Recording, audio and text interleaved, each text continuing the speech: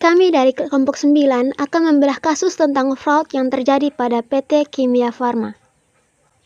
Baik, di sini kami akan membahas tentang sejarah Kimia Farma, gambaran kasus, kronologis, pihak-pihak yang terlibat, sebab akibat, penilaian kasus, dan pembahasan dari kelompok kami. Untuk itu kita langsung saja kepada materi yang pertama. Halo, perkenalkan nama saya Alan Devrianto Tamaeon. Saya dari kelompok 9. Baik, yang pertama yaitu sejarah Kimia Farma. Kimia Farma adalah perusahaan industri farmasi pertama di Indonesia yang didirikan oleh pemerintah Hindia Belanda tahun 1817. Nama perusahaan ini awalnya adalah NV Chemicalian Handel Redcam.co.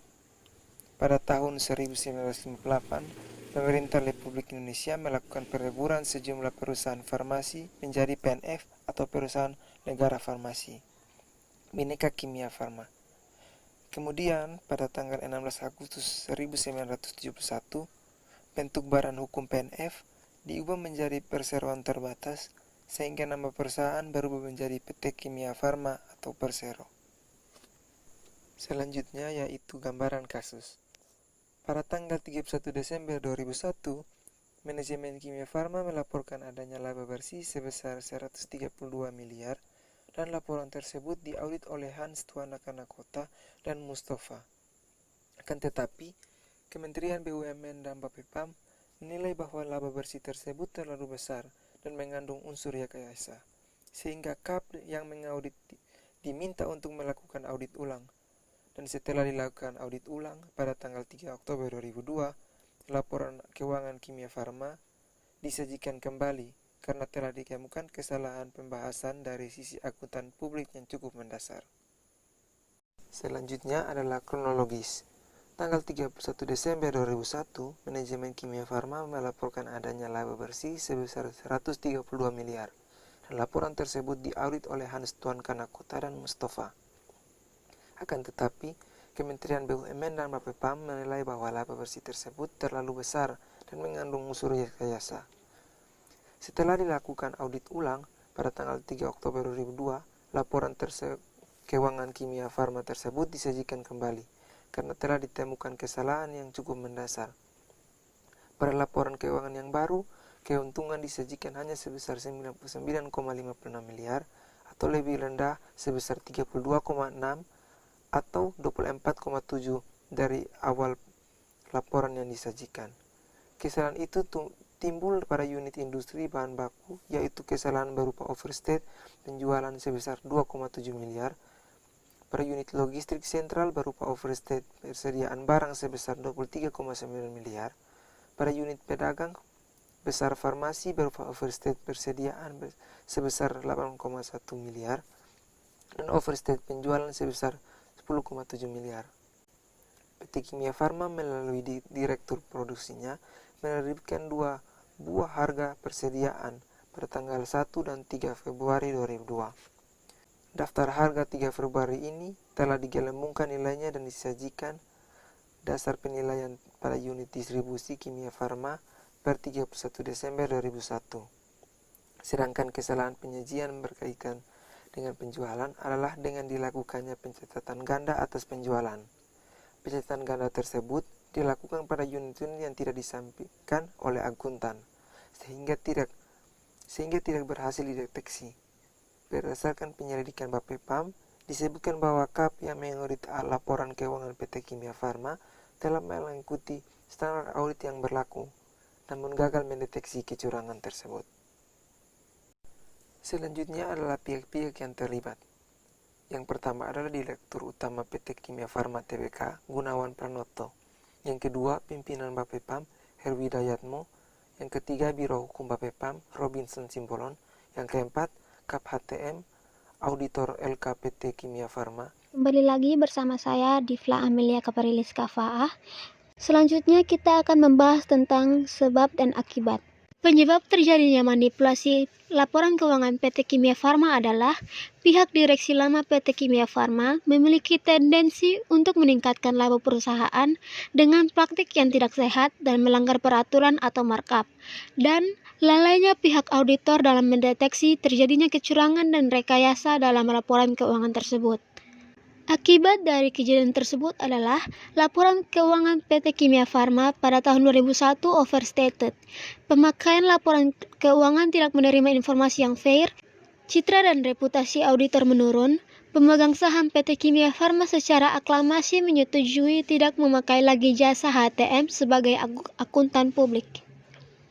Yang keenam yaitu ada penyelesaian kasus. Sehubungan dengan temuan tersebut, maka sesuai dengan pasal 102 Undang-Undang Nomor 8 Tahun 1995 tentang pasar modal, pasal 61 Peraturan Pemerintah Nomor 45 Tahun 1995 Junto, pasal 64 Peraturan Pemerintah Nomor 45 Tahun 1995 tentang penyelenggaraan kegiatan di bidang pasar modal, maka PT Kimia Farma dikenakan sanksi administratif berupa denda yaitu sebesar Rp500 juta. Pasal 5 huruf N Undang-Undang Nomor 8 Tahun 1995 tentang pasar modal, maka Direksi Lama PT Kimia Farma periode 1998 sampai 2002 diwajibkan membayar sejumlah Rp1 miliar untuk disetor ke kas negara karena melakukan kegiatan praktek penggelembungan atas laporan keuangan pada tahun 2001. Yang kedua, Saudari Ludovicus Sensi W, rekan Kap Hans Tuan Kota dan Mustafa selaku auditor PT Kimia Farma Tbk diwajibkan untuk membayar sejumlah Rp1 miliar untuk disetor ke kas negara karena risiko audit yang tidak berhasil mendeteksi adanya penggelembungan dana tersebut. Yang terakhir ada pembahasan kelompok. Menurut kelompok kami, keterkaitan manajemen risiko etika di sini adalah pada pelaksanaan audit oleh KAPHTM selaku badan independen, kesepakatan dan kerjasama dengan klien yaitu PT Kimia Farma dan pemberian opini atas laporan keuangan klien. Dalam kasus ini, KAPHTM menghadapi sanksi yang cukup berat dengan dihentikannya jasa audit mereka. Hal ini terjadi bukan karena kesalahan KAPHTM semata yang tidak mampu melakukan review menyeluruh atas semua elemen laporan keuangan, tetapi lebih karena kesalahan manajemen Kimia Farma yang melakukan aksi manipulasi dengan penggelembungan nilai persediaan. Kasus yang menimpa KAPHTM ini adalah risiko inheren dari dijalankannya suatu tugas audit. Sedari awal, KAPHTM seharusnya menyadari bahwa kemungkinan besar akan ada risiko manipulasi seperti yang dilakukan oleh PT Kimia Farma. Mengingat KAPHTM adalah KAP yang telah berdiri cukup lama. Risiko ini berdampak pada reputasi HTM di mata pemerintah ataupun publik.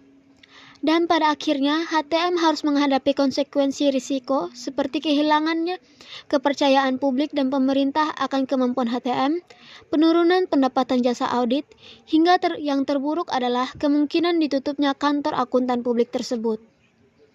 Di luar risiko bisnis, risiko etika yang dihadapi KAPHTM adalah cenderung pada kemungkinan dilakukannya kolaborasi dengan manajemen Kimia Farma dalam manipulasi laporan keuangan. Walaupun secara fakta KAPHTM terbukti tidak terlibat dalam kasus manipulasi tersebut, namun hal ini bisa saja terjadi.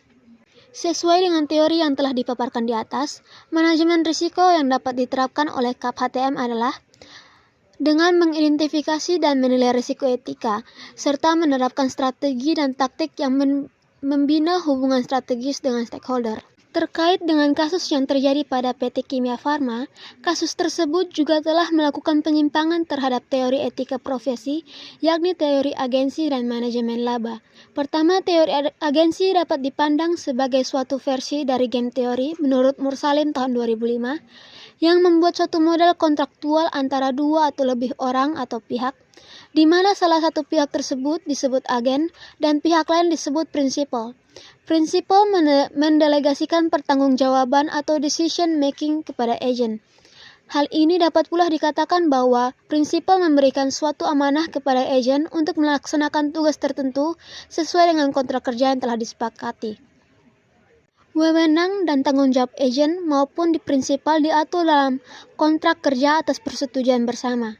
Kontrak kerja ini bertujuan supaya agen dan prinsipal dapat memaksimumkan utility-nya masing-masing dengan informasi yang dimiliki. Tetapi di suatu sisi, agen memiliki informasi yang lebih banyak atau full information dibandingkan dengan prinsipal di sisi lain. sehingga menimbulkan adanya asymmetry information. Asymmetry information merupakan salah satu kondisi di mana ada ketidakseimbangan perolehan informasi antara pihak manajemen sebagai penyedia informasi dengan pihak pemegang saham dan stakeholder pada umumnya sebagai pengguna informasi. Karena manajemen lebih superior dalam menguasai informasi dibanding pihak lain atau pemilik atau pemegang saham, maka memberikan kesempatan kepada manajer untuk bertindak oportunis, yaitu memperoleh keuntungan pribadi. Sedangkan manajemen laba merupakan suatu intervensi dengan maksud tertentu terhadap proses pelaporan keuangan eksternal dengan sengaja untuk memperoleh beberapa keuntungan pribadi. Menurut Watts dan Zimmerman tahun 1986, ada berbagai motivasi yang mendorong dilakukannya manajemen laba. Teori akuntansi positif atau positive accounting theory mengusulkan 3 hipotesis motivasi manajemen laba, yaitu yang pertama hipotesis program bonus, yang kedua hipotesis perjanjian hutang, dan yang ketiga hipotesis biaya politik. Sekian pembahasan dari kelompok kami tentang kasus fraud pada PT Kimia Farma. Kami kelompok memohon maaf jika terdapat kesalahan. Dan kami kelompok berharap video ini dapat bermanfaat bagi teman-teman sekalian. Sekian dari kami kelompok 9. Terima kasih.